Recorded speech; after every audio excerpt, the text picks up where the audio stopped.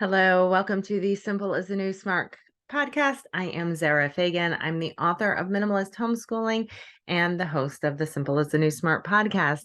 And for those of you who don't know me yet, I am a homeschooling business owning mother of four. I've been homeschooling since the beginning. I now have a dual enrollment high schooler down through second grade. And years ago, I decided that we were going to simplify, we were going to focus, and in the process, we found a whole lot of meaning in our homeschool. So that is the crux of what I talk about. Today, specifically, we are talking about the best gifts for minimalists. And I'm going to talk about 10 things that every minimalist needs more of, right? And so this may sound counterintuitive to all of us who know minimalists, but the idea here is to think about what our minimalists need that are not things. I'm going to give you 10 things. I want you to think about maybe what it is you need so that you can think about which gifts you want to most ask for this season. Or if you happen to know a minimalist or a minimalist forwarded this to you, then I'm going to also tell you how to put these into practical ideas for how we can actually then translate that into a gift to give. So before I keep going, I'm going to say that this is my first time. This is episode 50 of the Simple is the New Smart podcast. Woo-hoo, we're all the way up to 50 already, guys. And for the first time, I am broadcasting it both on video on the Zara PhD YouTube channel, as well as on the Simple is the New Smart podcast in audio only. So normally my YouTube channel, which has many videos, those are usually a short format, maybe a clip or a nugget of something that I discussed in the long format podcast. Today, both are going to be the long format. So go ahead and drop me a comment. Let me know what you like. Is it video? Is it audio? Do you like the short 5-minute nuggets? Do you like the 20 to 30-minute more exploratory discussions? Let me know what it is you love. Okay, so 10 things. Let me rattle these off, and then we'll talk about how to put it into practical terms. Got it? Okay, number one. Every minimalist likes more snuggling and affection and appreciation. Number two, many minimalists want their homeschool supported in some way. So obviously this podcast is for homeschooling, mostly homeschooling moms. So that's who I'm going to be really talking about and talking to today. So number three, these minimalist homeschooling moms or those who are aspiring to be more minimalist, they always could use more comfort and relaxation. Number four, they can always use more yummy food and drink. Number five, we could all use more beauty in our lives. Number six, everybody loves more laughter and fun in their lives. Number seven, we could all use more kindness. Number eight, we could all use more time in our days. Number nine, we could all use more friends or quality time with our friends and loved ones. Number 10, we all love more convenience. So as I said, those 10 things, some probably jumped out at you. You can tell that they're not really things, right? These are concepts and ideals that we all we crave, right? We all crave at least some of these things, if not all of them, and some more than others. So how do we translate this? If we want more time, if we want more affection and appreciation, if we want more just convenience, how does that translate into gift giving for 2023? So here are some ideas. Let's start with snuggling and affection. So most homeschool moms spend a lot of time with their kids. We like to do something called sofa schooling, where some days we do everything on the sofa. Usually it's in the winter with a whole bunch of blankets and pillows and cozy things. So how does that look for the minimalist in your life? How does affection look? How do they like to receive affection? How do they like to spend that time? Does it look like bonfires? Do they need upgraded blankets? Like, of course, we don't want to hoard all the blankets and pillows, guys. If they already have ones that they love, don't buy them more. However, if there is a bigger, better version that they have been eyeing, then that may be exactly something that would help them encourage them to have even better snuggling and affection in their lives.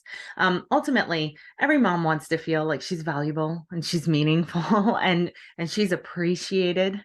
So even just saying those words, getting the card with the gift that says those things is priceless. So consider that as well. If you want to go big, if you need a new cozy chair or sofa, this may be the season to ask for that because it's a quality of life gift, right? Okay, number 2, homeschooling moms want their homeschooling book addiction supported. So many homeschooling moms, they want books. They want gift cards to the bookstores. They want gift cards for the curriculum that they have been eager to buy for their children. They also want bookshelves. Lots and lots of homeschooling moms want the bookshelves, or they want the binder or the laminator or the paper cutter. Homeschoolers also love memberships to museums and zoos and other things that make great field trips for their kids. And if you can get a hold of the 1828 edition of the Merriam-Webster Dictionary, that is a hot item among homeschoolers who prefer sort of conservative and traditional values.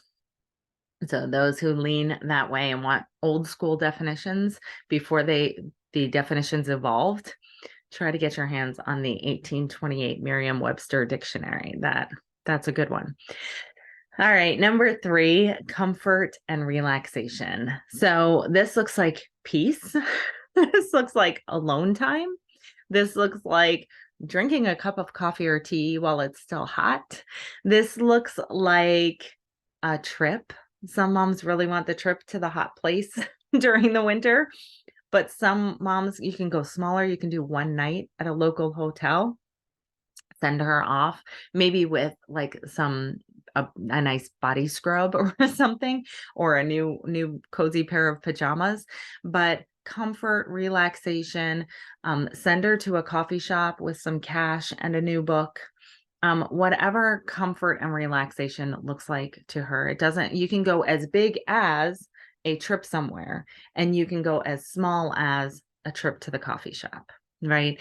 And it can be, I'm going to take the kids and you're going to have some alone time, right? So number 4, yummy food and drink. This should be pretty obvious. If she has a favorite snack, chocolate, coffee, tea, wine, restaurant, then food being consumable doesn't add clutter to our lives. It only adds pleasure. So go ahead and get her the food and drink that she really loves, or request that. Like, tell people, I just want a lifetime supply of this chocolate that I love. If that's all I get from everybody, I'll be happy. So that's always a good idea. Number 5, beauty. And this comes in many forms. So how does your minimalist view beauty? Is beauty most present during a hike? Is beauty in artwork or a statue that she really likes? Is it in a trip to an art exhibit or an art museum? Or is it in the form of her feeling beautiful, right? Is it receiving flowers and having beautiful flowers and plants in the home? Or is it a trip to the salon? You can always get someone gift cards so that they can go do for themselves the things that bring beauty into their life in whatever form they like that, right? It could be a massage. It could be, which also goes with relaxation. If you want to get the hotel and the massage, that would be great for someone who needs more relaxation in their life, right? So beauty can also be the home improvement she's been asking for, right? Because homeschooling moms spend a lot of time at home. So it matters to them how their environment feels, right? And how it looks. So for example, I got a statue of Mary holding Jesus carved out of olive wood. It's gorgeous. It's beautiful. It doesn't feel like more clutter because it brings so much meaning into my space, right? So if you want your space to be beautiful, right? I have this watercolor over here that was painted by a local artist. We picked it out. My husband and I picked it out on my birthday years ago before we even had children. And I love having it a little thing. It's birch trees in the autumn. It's beautiful to me. It matters to me. It wasn't expensive, but those sorts of things make great gifts for minimalists. Okay. So, number 6, laughter and fun. What makes your minimalist, or what makes you smile? What makes you laugh out loud? Let's add more of that to our lives. So maybe it's acting like a kid. Maybe you want to go ride the go-karts and putt-putt golf, or go rock climbing and be super active.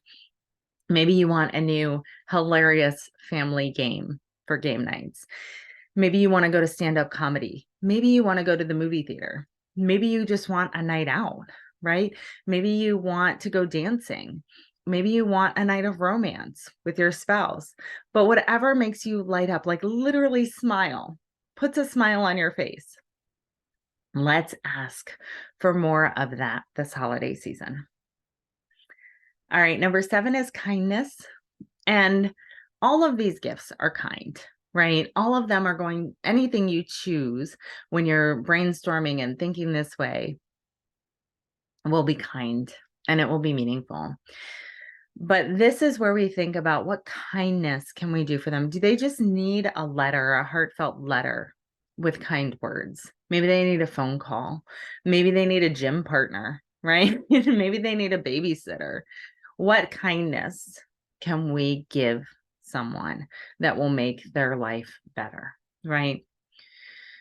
Number 8 is time.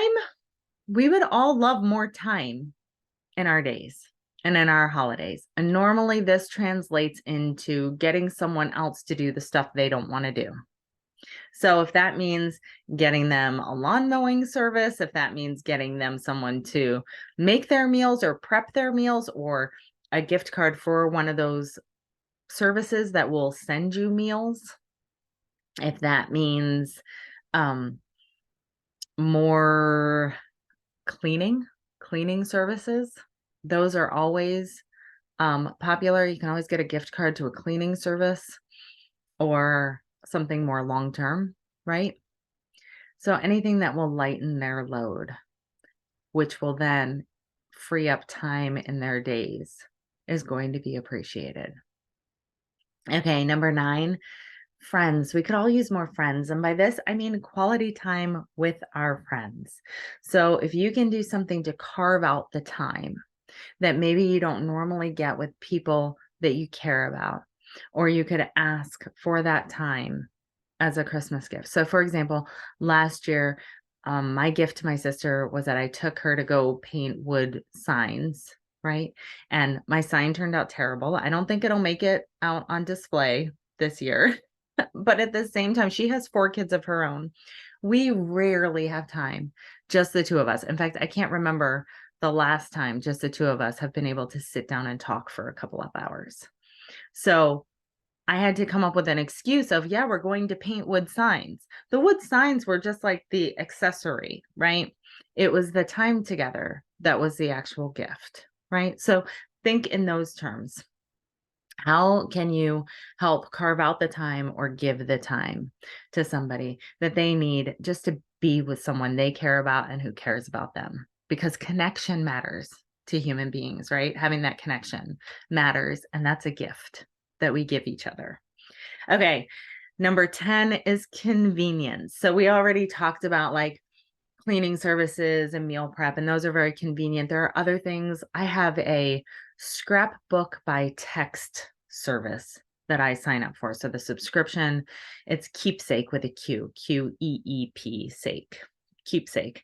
And I can text the phone number that they gave me with photos whenever I want, whenever the mood strikes me, and they collect it. And then I can later go in and with captions, right? So I can write what date it was or what's going on in the picture. They save it, and then I can go to the website and create those scrapbooks that get printed out. But that way, it's on a regular basis, I'm able to text in photos. right? Does that make sense? So something like a keepsake subscription or grocery delivery service subscription that's also increasing the convenience in someone's life. Anything that you can think that would just make their life easier, simpler would be appreciated. So there you have it. There are 10 ways of thinking about gift giving for minimalists. And with that, I am going to wish you all the simple things this holiday season. And I can't wait to hear your feedback in the comments until we see each other again and hear each other again. Yes, until we have our next conversation. Have a good one, guys. Bye now.